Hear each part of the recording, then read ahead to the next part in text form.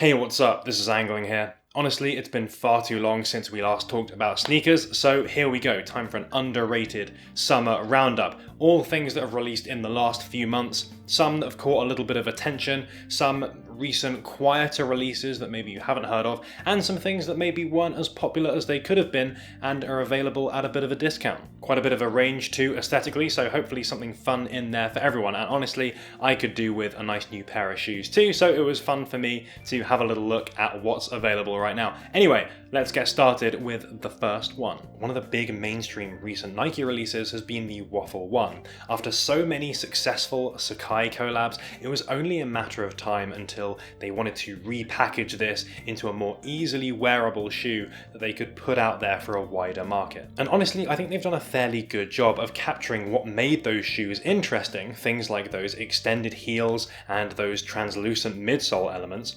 but repackaging it, making it a little bit more wearable and more palatable to a mainstream consumer, and also bringing that price down too, especially if we're talking resale. The grey colorway is a definite favourite for me, but there's a few others if you fancy something a little bit jazzier, or of course the ultra wearable black version. New Balance has long been the dad shoe of choice, but the recent Protection Pack puts a totally different twist on the 2002R in a kind of Comme des Garçons-esque way. It's got a distressed, multi-layered finish that quite literally brings a different dimension to the shoe.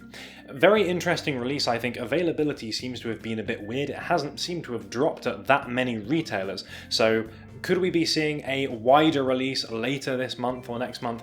Who knows? I'd certainly like to get my hands on these. There are 3 different colours. I think Salt is my favourite, the kind of grey, because you can really see the difference between those different tones, and I think it accentuates that material difference more than the other ones.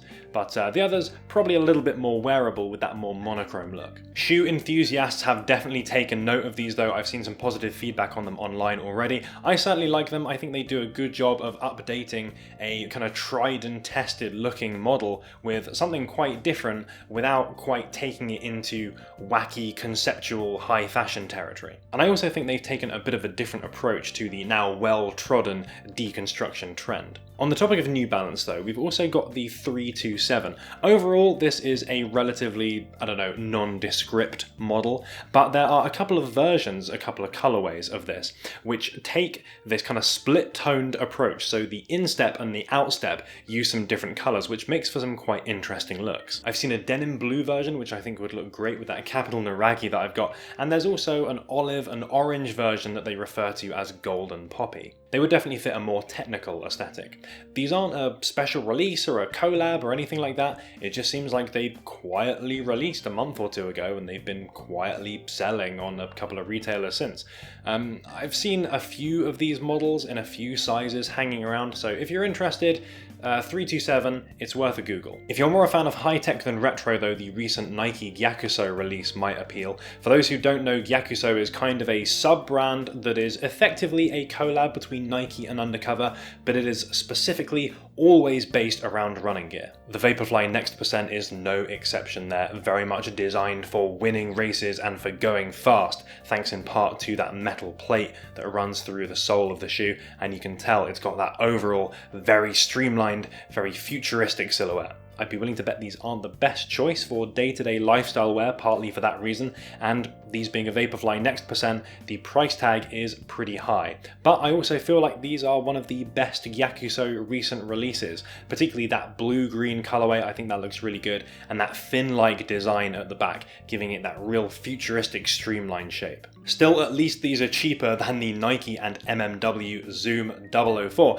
MMW, of course, standing for Matthew M. Williams, fairly well-known name. There's been a couple of other Nike collabs with him, but an eye-watering $600 retail for this recent release in this rust colorway, which I do think looks really nice, but clearly that is just too much for a lot of people to stomach. We can only hope to see some big discounts on these. I think they look pretty cool. I'd be interested in picking some up, but clearly that is a very large pill for people to swallow. Kiko, Kostadinov and Asics have had a long-running partnership now, but it feels like for whatever reason the more recent models haven't been quite as popular as the older releases. That's evidenced by the UB2-S Gel Kayano still hanging around. This came out maybe 6 months ago, something like that. I actually really like this red and purple colorway though, which I have seen on sale at some places. There's just something about it, seems very strange and unusual to me, but still has a bit of a more grounded silhouette than other recent Kiko releases, which has kind of put me off those ones a little bit. Just announced though was another Asics shoe, which to my understanding is not an official Kiko collab,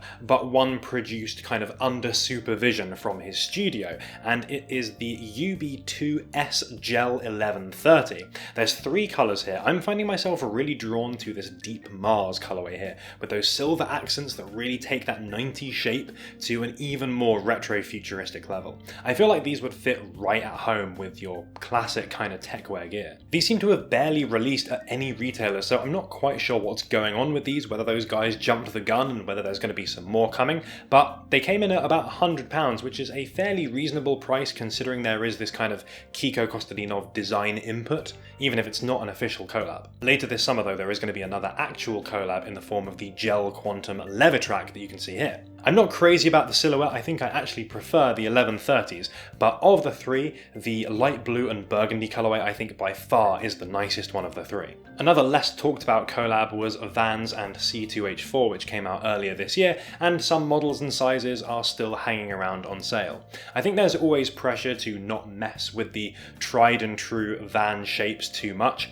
and I kind of feel like they've settled in fairly well here. The old schools are definitely my favourite of the 3, and they've made a few updates with this denim-like material, giving it a little bit of a different texture to a regular release. And they've got these metal eye stays and lace jewel with this different suggested lacing pattern, which gives them just enough to make them feel different without alienating Vans aficionados. It's a fun alternative if you're after an easy to wear basic. There's another Vans shape worth talking about though, brand new silhouette, the EVONT, don't know what that means, Ultimate Waffle. Essentially it's staying true to the Vans formula but providing some performance upgrades. A lightweight mesh upper, a new cushioned moulded footbed, and you've also got this translucent midsole as well, which aesthetically is certainly the focal point. That icy look is pretty cool, I think, and one of those things people love to rave about on Nike shapes, like the acronym Downtown Air Force Ones. That's always one of those features that people keep coming back to aesthetically.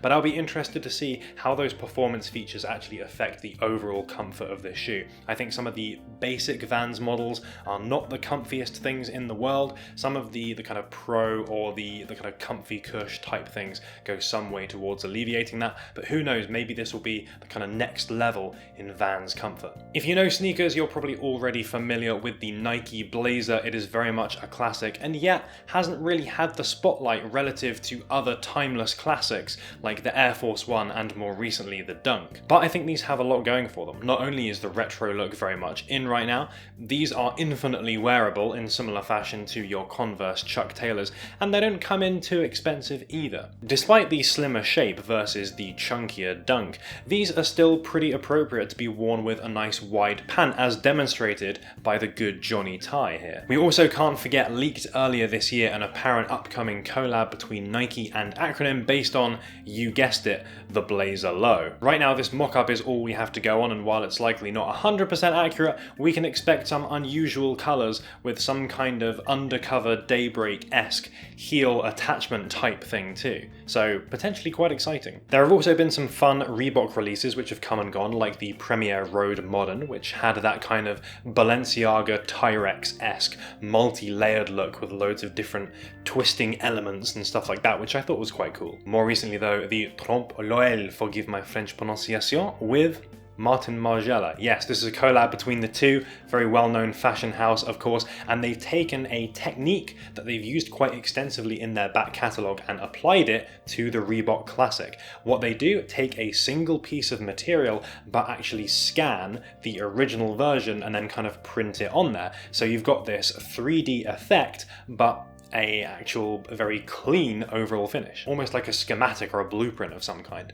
There were black and white versions which released a couple of months ago now. Some of those have hit the sales, so that's a decent chance to get yourself a little bit of an unusual shoe at a bit of a lower price. But more recently they released this natural colorway as well, which is a nice alternative option, and I think looks pretty cool as well. Apparently the quality on these is actually quite nice, so it makes for an interesting luxury take on, well, a classic. I also want to mention the Nike Huarache if we're talking bringing back classics, because Nike have dropped some OG colorway re-releases in recent months, and a shoe like this should fit into that wide pants trend pretty nicely as well. These were notorious in the UK maybe 6 years ago for being massively overworn, particularly by Nando's regulars, but now they've had a little bit of time to cool off. Who knows, maybe we will see a bit of a resurgence. This is actually something we'll be looking at in more detail because Nike asked a little old me if I want to review this shoe, and as someone that has spoken in the past about multiple Huarache variations, like the Huarache Grip as a potential alternative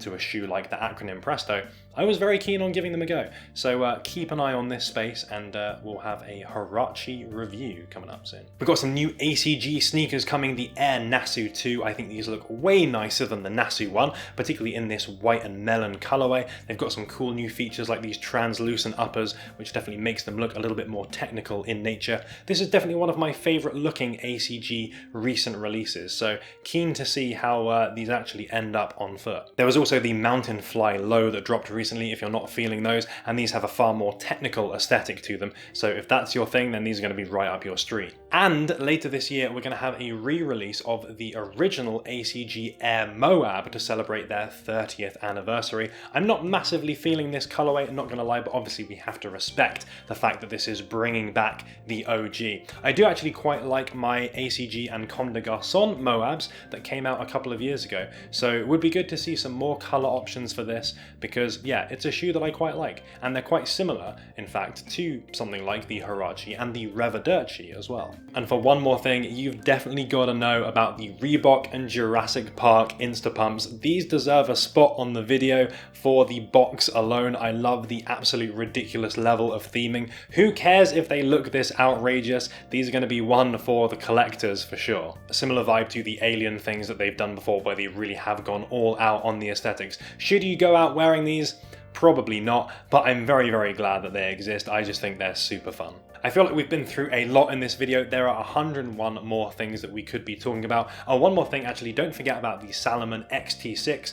Is this an underrated release? Maybe not. It's certainly been gathering popularity in streetwear. This model is being worn more and more, but it's pretty available. There's a whole bunch of different colors. You can pick something that appeals to you. That's definitely a good one if you want to be on trend this season. Yeah, definitely have a look at the Salomon XT6. But yeah, loads of other shoes that we didn't get to talk about here. If you think I missed something crucial out, then definitely add it to the comments below. And if you've got a particular favorite of these, either you've already picked some up or you would love to see a review on a particular model, then definitely add that to the comments section as well, because I am certainly overdue for picking up some cool new shoes. We'll have the Huaraches coming up, of course, but yeah, it would be nice to get another one as well. Honestly, of these, I think the protection pack was super cool. I love the Air Nasu 2. I think that's going to be quite a fun one. Maybe one of the Kiko Asics as well. There's a lot of things to like in this video, I think. Anyway, thank you so much for watching. If you enjoyed it, please do give it a like because it is super appreciated. Massively appreciate all your recent support, of course. And again, thanks for watching. We will see you next week with another video.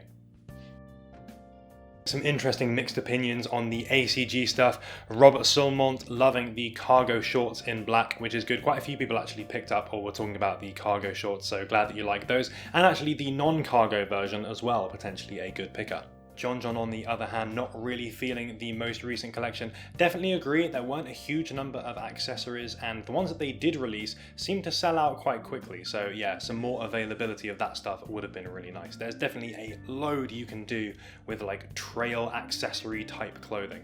So yeah, step it up, ACG. Thanks for making it all the way to the end of the video. If you want to catch some more, there's going to be links going up at the top. And if you haven't subscribed yet, definitely consider doing so, because we're going to have a whole bunch more videos. I know I said I was going to do the Tilak one. It has been so hot. You can probably tell that I'm like sweating at the moment. So honestly, it's been pretty difficult to go out and film videos about jackets. But yeah, next week, I'm hoping the temperature is going to drop and then we can actually get some of this filming done. So yeah, looking forward to that one. There's going to be some more stuff too. Some sneaker reviews, of course. But yeah, that's going to be it. So See you soon.